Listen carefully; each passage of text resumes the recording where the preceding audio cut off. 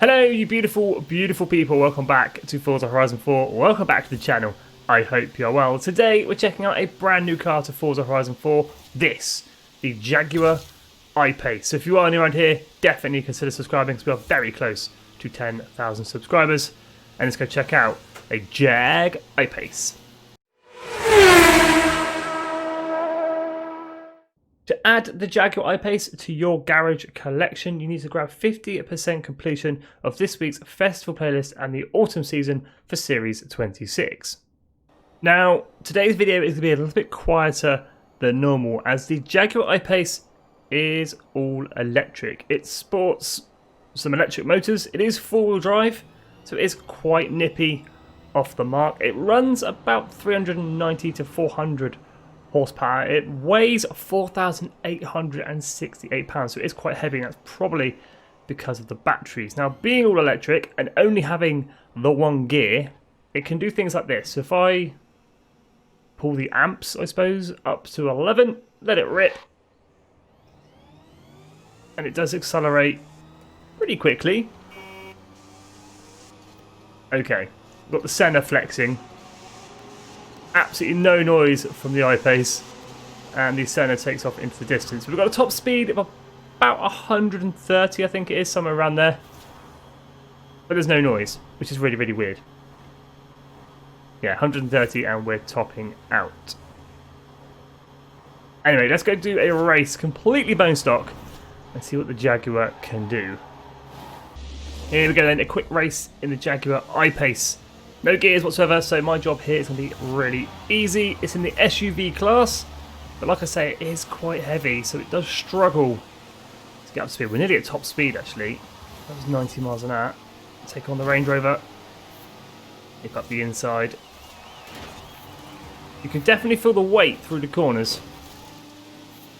And it's really weird with no noise and no gears. Don't block me off, fellow Jag. Oi! Full throttle around there, no brakes whatsoever.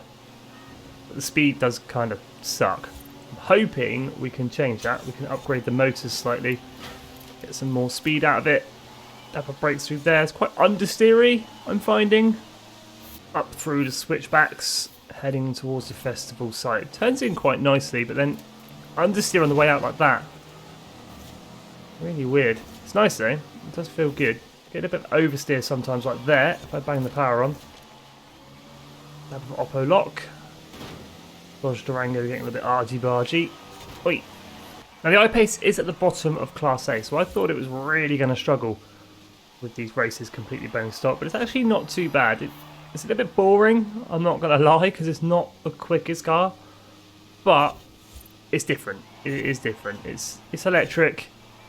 It's different to these hypercars and supercars. You've got to drive it slightly differently. And across the line, first place for the I-PACE. Okay, so completely bone stock. The I-PACE isn't too bad. It could be better, but it's not too bad. For an electric SUV, it's okay. Let's go ahead and whack some upgrades on. That's a nice symbol on the old conversion tab. The only options in the conversions tab is motor and battery. Completely stock, 394 horsepower, 513 foot-pounds of torque. We can upgrade that to sport, motor and battery. 473 horsepower, 615 foot-pounds of torque. Or we're going to go race, which is what we're going to do. 512 horsepower, 667 foot-pounds of torque. Engine upgrades, we don't technically have an engine, so we can't do any extra power upgrades, but we can go full race brakes. We can go full race suspension, which gives it a nice stance. Full anti-roll bars, make it handle a little bit better. Roll cage, I don't like to go race because I don't really like to see it through the windows. I mean, that looks really ugly from the front. So we're going to go for sport, so it's still there, but you just can't see it. And then full weight race reduction. So we're currently weighing 4,900 pounds, and we can take off 1,063 pounds, bring us down to 3,837 pounds.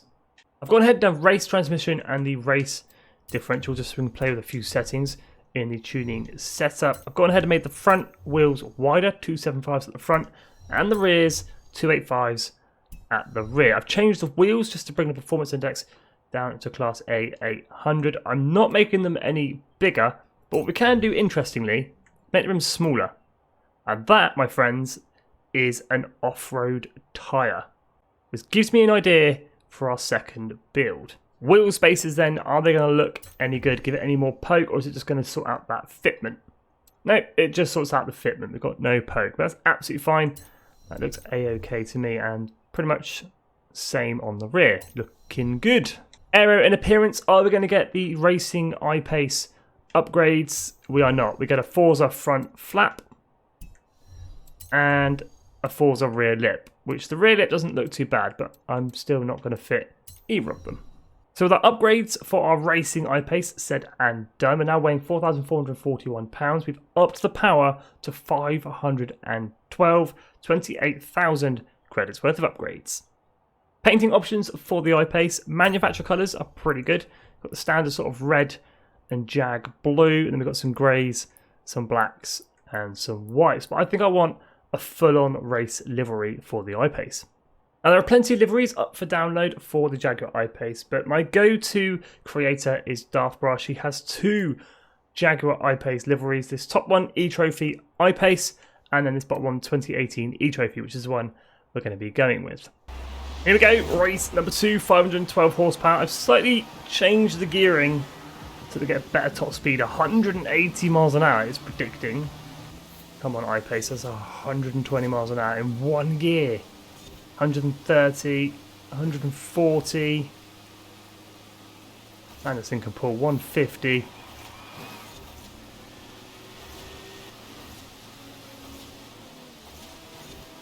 Definitely feel the weight through the corners, but it does feel quite good.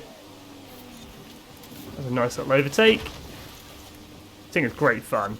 I am almost certain in about a week's time I will be bored of this car, purely because of no engine noise. It's just humming. Okay, we're coming second, purely because the driver's heart is in a Range Rover and on rails. So across the line, second place. Now I've jumped back into the upgrade shop purely because I want to fit some off-road suspension, and then we're going to change up that tyre size and give it basically off-road tyres. And we are going to go rally racing in a Jaguar I-PACE. Hang on, I suppose if we're going full rally build, then we need some off-road tyres, and we're going to go full weight reduction as well. Where is it? Next one over. There we go. Go full weight reduction, full send, S1 837. Here we go. Let's chuck the I-PACE up a dirt racing series track, I suppose, or sprint race. I found the most sort of off-roady, gravelly track I could find. Ooh, it's already trying to oversteer on me into a corner. Right, 33% of the way into this race, and we finally hit some gravel and some dirt. So let's see how the I-PACE can do. Obviously, it's going to be a little bit slidey, but that's fine on the gravelly stuff. That kind of works for me. This little electric rally car, kicking the back end out, using that driver's car. I think is racing. Look at that for a drift. Oh, go on, I-PACE, go. Nice. Eurus getting all out of shape. No problem for the I-PACE. Around the outside. Right, switchbacks. These are good fun. Love me a hairpin turn. I think the I-PACE is doing better off-road than it was on-road, which is worrying, but also kind of cool. Go on, have him. Oh, we've almost got first place. Then switch back on him, up his inside. Beautiful. Go on, I-PACE, go. Run away. I just don't think it's got enough top speed. It's got the acceleration. Handling is sort of there, but the top speed is just, I think, the killer for this car. It struggles to get there. I mean, it says 180 on the sheet, but it just takes too long. Way too long. We're coming up to the finish line. First place for the dirt-tuned I-PACE. I've switched up the differential settings. We are essentially rear-wheel drive. Let's try a spot of drifting. Now, I'm not expecting much from this, but let's chuck her in. Let's see what we can do. It's quite heavy. Yeah, it doesn't want to. It does not want to drift one bit. Come on. Get sideways. I have to use the handbrake quite a lot. Ooh, that's not bad. That's not bad. No, it's rubbish. Absolutely rubbish. I don't know why I thought this was a good idea. Across the line, 44,000 points. I think that's the worst I've ever scored on that drift zone. Let's keep going here. Let's take it through the speed trap as well. Now, to me, this speed trap should be a drift zone as well, but it's not going to change now, is it? Come on, Jag. Oh, it's just got no...